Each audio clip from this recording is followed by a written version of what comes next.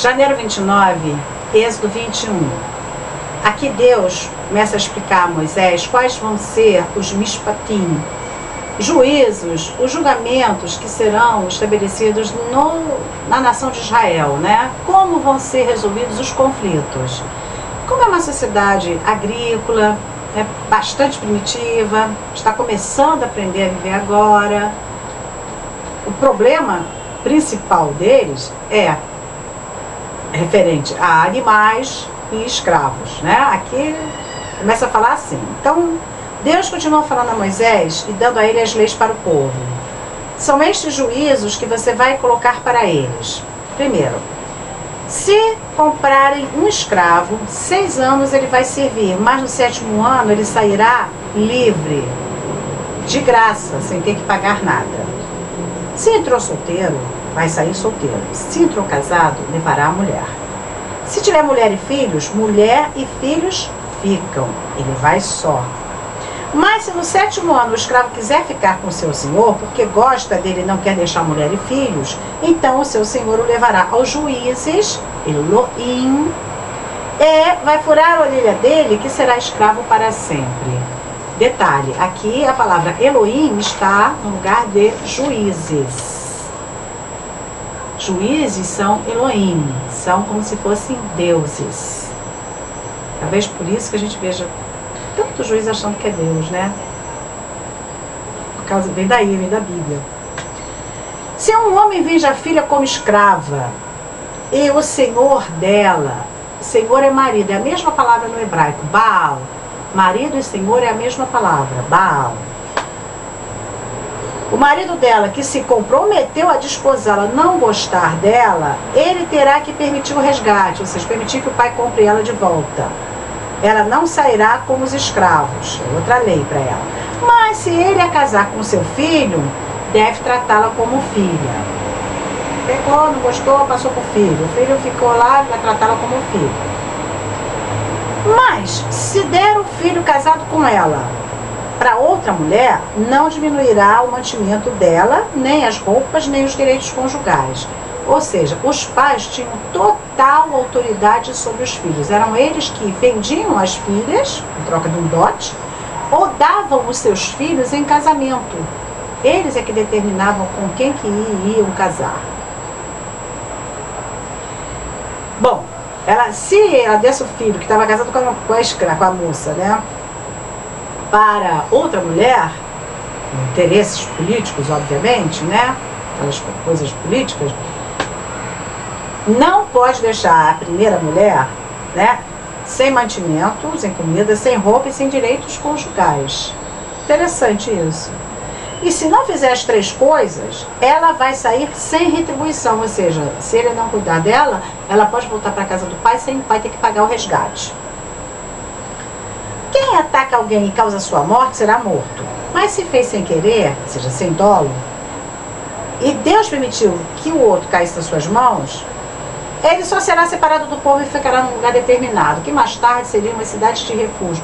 Era uma espécie de local assim que a pessoa fugia para aquele local e ficava lá, isolada, até morrer o sacerdote do ano. Depois podia voltar, passar um tempão, tipo uma prisão, mas não era prisão, era aberto, mas se saísse de lá, morria. Era uma cidade aberta, tinha a liberdade de andar lá, mas separada da comunidade. Completamente separada, até interessante, né?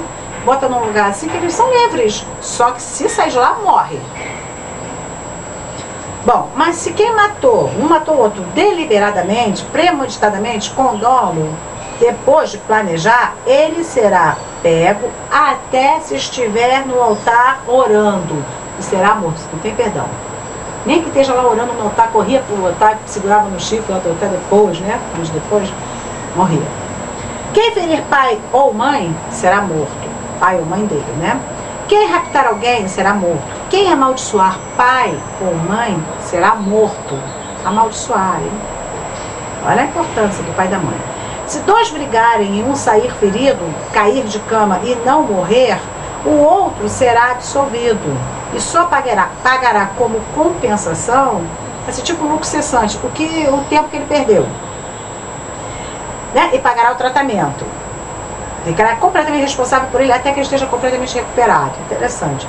Se alguém bater no seu escravo tão severamente de modo que morra, vai ser punido. Tinha um escravo, mas se batesse nele até matar o escravo, ele ia ser punido.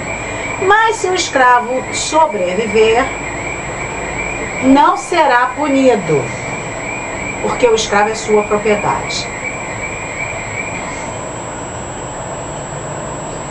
Se dois homens brigam e uma mulher grávida é atingida e aborta, o que a feriu deve pagar uma indenização estabelecida pelo marido e confirmada pelos juízes, por Deus, né? Elohim. Isto se não houver maiores danos. Se houver danos mais graves, aí então será vida por vida, olho por olho, dente por dente, pé por pé, queimadura por queimadura, ferimento por ferimento. O que fizer é o que te será feito. Vegetariano.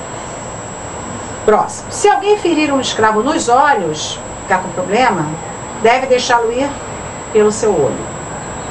E se, por violência, fizer cair um dente de um escravo ou escrava, deve deixá-los ir pelo dente. Dente é importante, né? Agora a história do boi. Se um boi chifrar uma pessoa e essa pessoa morrer, o boi será apedrejado, mas não vai se comer a sua carne e o dono vai ser absolvido. O dono do boi é absolvido. O boi que é apedrejado. Mas se o dono do boi sabia que o boi era dado a chifrar e não o deixou preso, o boi é apedrejado e o seu dono morto. Se ele não sabia, foi sem querer, o boi matou outra pessoa, mata o boi, não come, o dono do boi é livre, liberado, absolvido. Mas se ele sabia e deixou o boi solto, vai pagar. Ele sabia do risco que estava correndo, né? É como se fosse um homicídio culposo. E se for exigido a ele resgate para viver, quer dizer, tem que morrer por causa disso. Mas falou, não, você me pagar, eu deixo você viver. Aí ele dará por sua vida o que for imposto e sairá vivo. Ou seja, o que o dono, o que morreu, ou da pessoa lá, o juiz determinar, ele paga e sai vivo. Se o chifrado pelo boi for escravo, o dono do boi pagará ao dono do escravo 30 gramas de prata e o boi será apedrejado. Bom, se alguém deixar um poço aberto ou um buraco aberto sem tapar e cair nele um boi ou jumento, o dono do buraco vai pagar uma compensação ao dono do animal. Mas o animal morto é seu, pode comer, pode fazer o que quiser. Se um boi fere o boi, um outro boi, de duas pessoas diferentes, e o outro morre, os dois vendem o boi que sobreviveu, né, que feriu, e repartem o valor. E dividem entre si os pedaços do boi morto.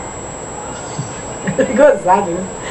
Mas se for público e notório que esse boi já era chifrador e o seu dono não o prendeu, vai pagar boi por boi e o boi morto será seu. Até rimou. Já sabia que o boi era chifrador e não prendeu, então cada um fica com o seu boi, né, com o seu prejuízo, ou não? Não, vai pagar boi por boi, vai pagar o boi do outro. Porque, na outro caso, os dois vendem o que sugar, né, o que tiver vivo, reparte o valor. Aqui não, aqui ele vai pagar o boi. E o que morreu vai ser seu, fica com Deus. Enfim, aqui Deus está mostrando a preocupação com o escravo, né, que era uma realidade que as pessoas eram escravizadas por dívidas que faziam. Faziam dívidas e se tornavam escravos. Né? Não podia pagar, se tornavam escravos. É uma coisa que a gente faz, né? A gente fez uma dívida com Deus, tinha que pagar, uma dívida enorme, não tinha como pagar, ficamos escravos do outro. Oh, meu Deus do céu, uma escravidão brava.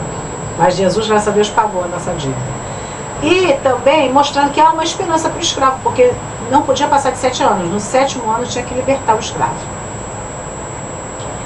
A lei de Talião, né, que já era uma lei aplicada, né, desde o Código de Hammurabi, que já existia, devia ser uma coisa comum, que é o mais primitivo, né? Você fez, você vai pagar. Se você matou, eu vou te matar. Se você me feriu, eu vou te ferir. Se você arrancar um olho meu, eu vou arrancar o olho seu. Isso já era normal, né? Isso é bem primitivo, essa lei. E um detalhe importante que eu ressaltei aqui é que quando Deus falou para não cobiçar, Ele equiparou